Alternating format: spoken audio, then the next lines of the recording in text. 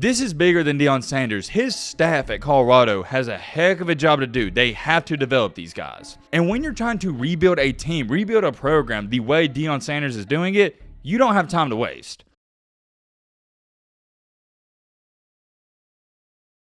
Another night, another prime time video. We didn't talk about Coach Prime in Colorado last night, and that's because nothing too much really was going on. I was like, we could use a little break, but we're back at it like a crack at it. You already know. There's no ifs, ands, or buts about it, man. We gotta get back to it because this is my favorite reality TV show that is currently going on. If you're an avid viewer of our channel, you already know. We talk about everything going on with college football, even a little bit about the NFL, even some basketball stuff. But I don't care. Nothing comes close to what is going on in Colorado. Nothing, and let me repeat this, nothing at all is more exciting than this, at least to me. And I think that holds true for a ton of you guys because every time we talk about Colorado football, you guys kill the like button, so major shout out to y'all. And matter of fact, hold on. Why don't we do this? If this video gets 1,200 likes, we'll talk about Coach Prime in Colorado tomorrow night as well. That's only if you guys want to see it. If we don't reach the like goal, then we won't do it. But in tonight's video, we're going to piggyback off of what we've been talking about the past couple of days, past couple of weeks. If you haven't been watching all of our Colorado videos, all of our Deion Sanders videos, you might be a little lost, so you might want to go check some of them out. However, if you have been watching, what have we talked about the past week or two? The Junction Boys. The Junction Boys was created by Bear Bryant, and I've compared the situation going on with Deion Sanders to that situation. And the last time we talked about Colorado, which wasn't last night, but it was 2 nights ago, I said, yes, it's great. Deion Sanders, he's gotten all the losers out. He's gotten all the bums out. But he might have ran off some good players as well. That's bound to happen. I mean, come on, guys, let's be serious. If you throw out a whole bag of grapes, at least a couple of them were going to be good, right? And that's the situation that happened with Deion. And it's not his fault. It's just all part of the process. I don't care who you are. I don't care if you're Nick Saban, Deion Sanders, Kirby Smart, whoever. You run off 57 players, it's going to be hard to replace them. But with all that being said, what has everybody stated about Deion Sanders running off 57 players? Maybe you guys haven't seen it, but I've seen it everywhere on Twitter, Instagram, every social media platform. People talking about, okay, that's great. That's awesome that he ran off all these terrible players, but how's he going to replace 57 guys? That's all anybody and everybody's been saying. And to be honest, I just sit back and laugh at it. The reason I laugh at it is because, come on now, you really think Deion Sanders doesn't have a plan? Come on, man. We're talking about Deion Sanders. We're talking about Coach Prime. You are highly mistaken yourself if you think Coach Prime does not have a plan. I'll leave it at that. We're going to talk all about it in tonight's video. You already know this is the one and only topic we're going to go over. Also, I'm going to show you a tweet that Coach Prime put out today that I really like as well. If you like Colorado content, college football content, I think you'd like our channel. Consider subscribing. If you don't want to subscribe, that's cool too. All right, Matt, blah, blah, blah. Should I grab up? Now, without further ado, let's get into it. I said we started out with this. Coach Prime on Twitter earlier today tweeted this out. Many would rather be presented a soft lie rather than the hard truth. A lie you can deal with, relate to, and accept, even though it's a lie. The hard truth hurts, evokes emotions, states what needs to be stated, and ruins relationships. I'm old school, and we want the truth and not a lie. Hashtag Coach Prime. Now, as to why he tweeted that out randomly, I'm not too sure, but he tweets out a bunch of motivational stuff, so I think it's just one of those typical Deion tweets. He posts a bunch of motivational and inspirational tweets like that, and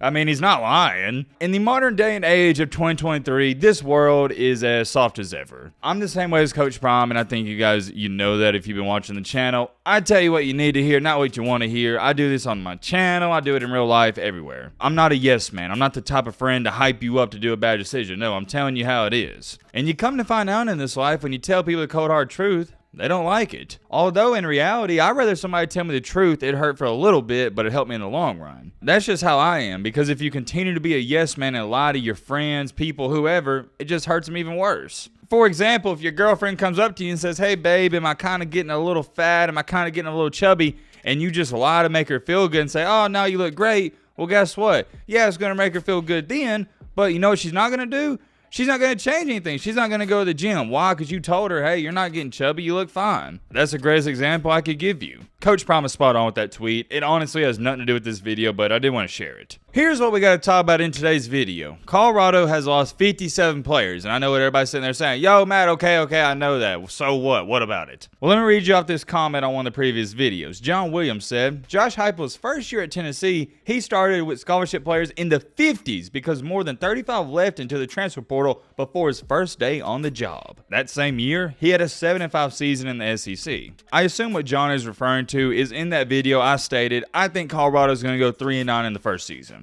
I think this is a longer rebuild than what most Colorado fans are expecting. And for example, I've had some people say, Matt, you're tripping.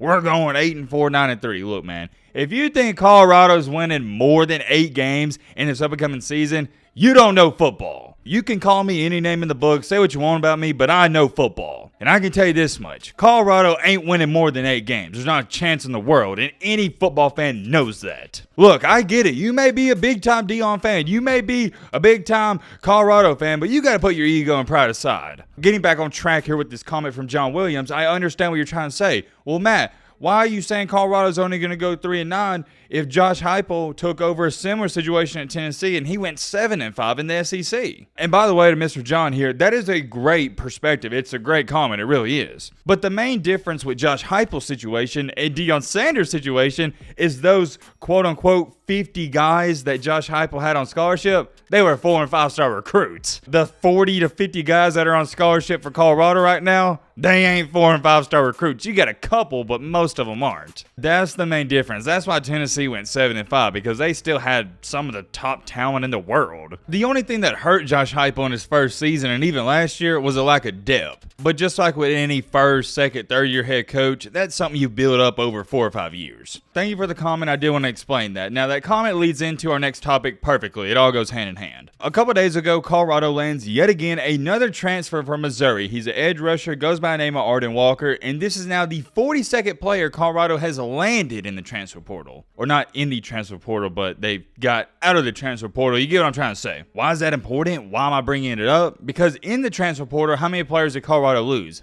57. That is the magic number. You don't gotta be a rocket scientist to figure this out. If you lose 57 players, well, how many players do you need to pick up to reduce that turnover rate? 57. This is basic math here. You lose 57, you got to replace 57. Remember a couple weeks ago and everybody's freaking out talking about, okay, how are they going to replace 57 players?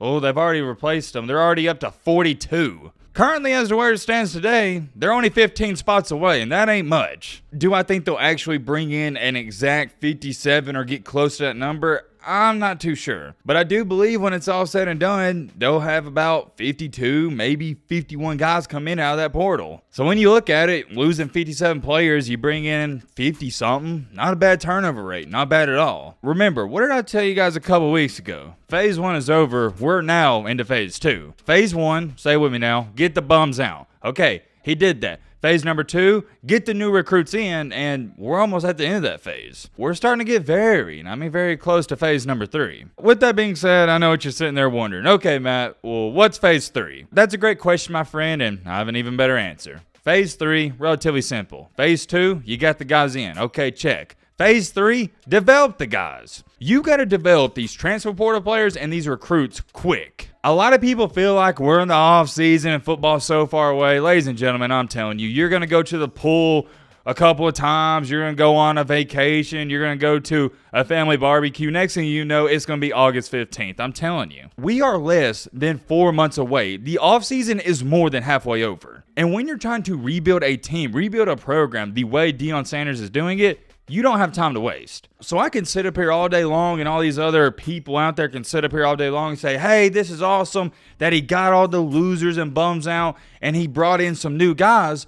But that doesn't mean anything if you don't develop them. I think a lot of fans out here just automatically assume and have it made up in their mind these new 42 players that Deion Sanders has brought in are going to be better than the other guys. Truth of the matter is, you don't know that, and they could be worse. Now, I don't think that's going to be the case, but it could happen. This is bigger than Deion Sanders. His staff at Colorado has a heck of a job to do. They have to develop these guys. And I know it seems like I've said the word develop over and over and over, but I want to emphasize it because it's so important. It really is. I'm not going to sit up here and say I think they got to buy into the system, because I think anybody that's committing and signing with Colorado, they're bought into the system. I am just so, and I mean so curious to see if this Colorado team, this football team, can actually play like a team. Whoa, hold on. I know what you're sitting there saying, Matt, what are you talking about? The team play like a team? Are you crazy? What's going on? No, I'm not crazy. What I mean by that is, sure, you can have Deion Sanders and Travis Hunter and a couple others go out there and ball out, but that's not going to win you games. You need everybody to ball out. You need your team to ball out. You don't need 5 or 6 players to have a good game. This isn't basketball. This is football. You need 22 players to have a good game. And it's actually more than that. You need your role players. You need every single player on this team to play to the standard. Cool. You got 42 guys in, but you got to develop them. Develop. That is the word of this video. If we get, what I say, 1,100, 1,200 likes, we'll talk about this tomorrow night. Let me know your thoughts down below. But,